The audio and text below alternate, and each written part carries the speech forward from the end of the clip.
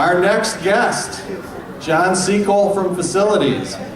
John has been executing some of the humorous speech contests in Toastmasters, doing very well there, and this year he had a great showing in the Rochester's Funniest Man competition.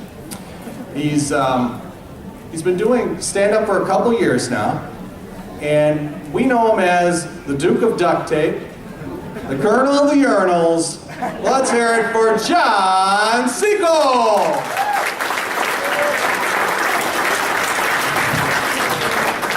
Jack Jefflin, everybody. Hey kids, are we having fun yet? By applause, how many Buffalo Bills fans do we have here tonight? That is awesome. You'll really enjoy my set because you're obviously used to failure and disappointment. Now we're in the holiday season, and we all know what that means. It's family tradition time, old ones and new ones. And one of the newer ones I just heard about is Elf on a Shelf. Have you heard about that? Okay, for those who don't, it's an elf that's in the house and watches the kids and reports back to Santa, lets Santa know how the kids are doing, and every night when they're asleep, it moves to a different spot in the house, and the children have to find it. Now, when I was young, we didn't have Elf on a Shelf, but my father had a very similar game he played with us every holiday season. It's called Grouch on the Couch. And every night, my mother would be upstairs bitching in the kitchen. Now, my buddy, for Christmas, he's buying his young daughter a puppy. Aww.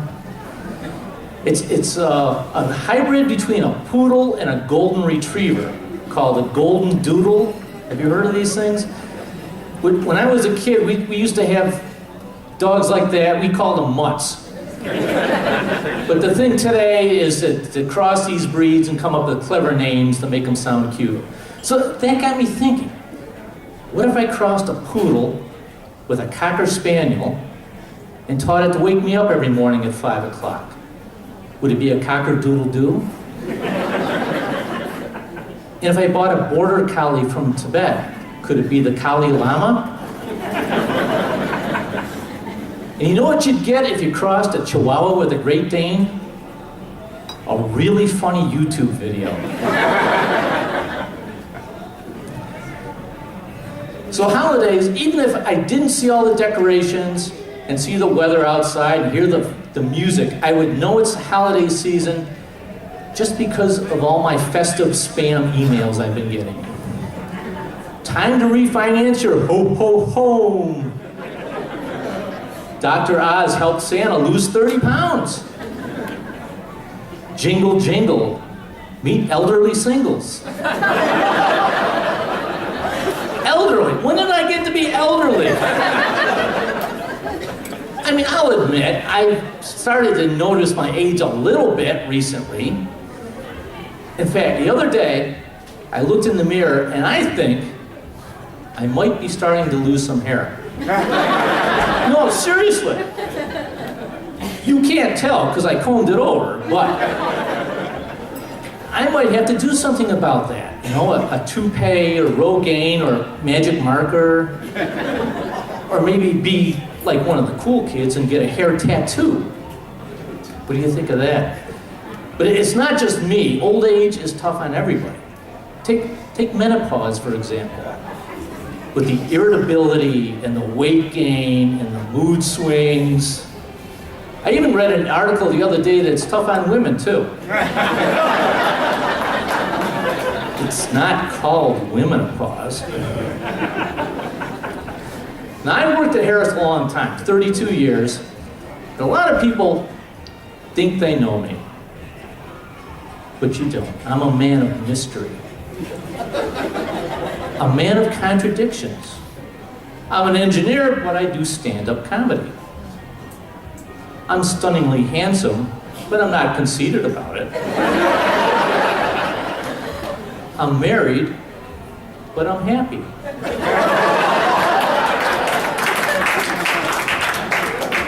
And relationships are tough. You guys know that, right? You've seen the numbers. 50%, half of all marriages last forever.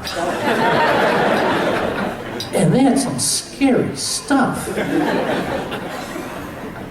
But it's even tougher for me and my wife because we've got a mixed marriage. Because I'm an engineer and she's a, what do you call it, normal person. But we've worked it out. She knows how to deal with me. She knows that engineers are by nature problem solvers. It's what we do. So whenever she needs something done, all she has to do is say, gee, I wish I knew somebody smart enough to figure that out. And I'll be on it like a monkey on a cookie. I will be working day and night to come up with the answer to that problem.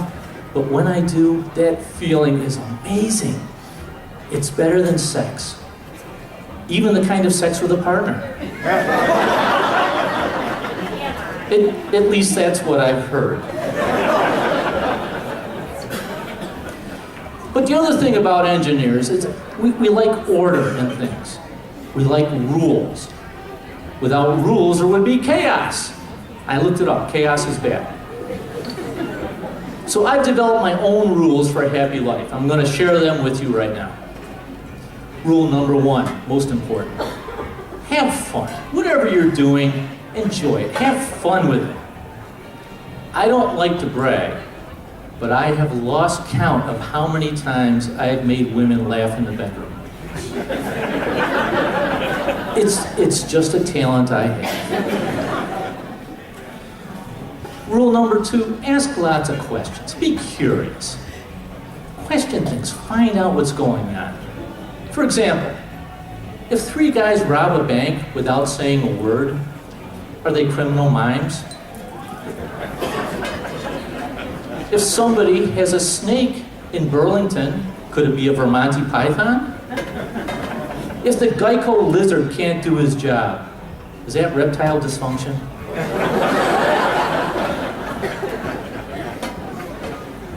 Okay, rule number 3, be honest. Nothing upsets me more than things that are misleading and dishonest. And that's why I absolutely hate greeting cards. Greeting cards are the worst. They have never, ever said what I'm thinking. So I've come up with an answer to that. I've developed my own line of honest greeting cards, and I'm going to share some of those with you. This first one is very useful. Any occasion, and we all go to them, something you don't want to be there. You want to be home watching football or at the movie, anywhere else, but you're obligated to be there. Here is the perfect card for that. I'm not sure who you are or why I'm here. Just take the money, say thanks, and get me a beer. We're all thinking it. Why not say it? Now this next one is pretty classy. It's a haiku, a birthday haiku. Happy birthday, Dad. I know I don't visit much. Where is the ice cream? That's all you need to say. And finally, to test it out, I gave this one to my wife for our anniversary not long ago. I just wanted to express how I really feel. Life's twice as beautiful shared by 2. A world filled with love that is lasting, yet new. Life's twice as beautiful shared with each other. Just don't turn into a nag like your mother.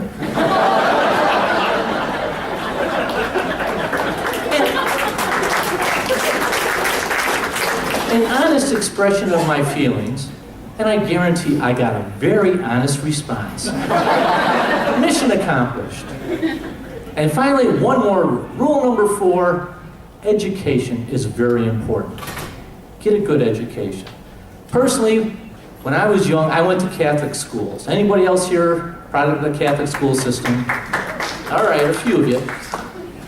In general, I got a great education. I think they did a very good job with one glaring exception.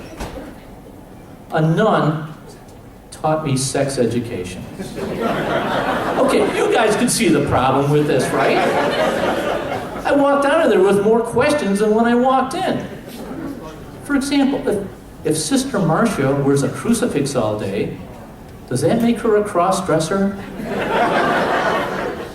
Does a mammogram come from Western Union? Is morning sickness a good way for me to get out of gym class? But I will give her credit though. She was right about one thing. I did go blind. Thanks a lot. You guys have been great. I'm John Sekol. Be safe. Let's keep it going for John Sekol, everybody.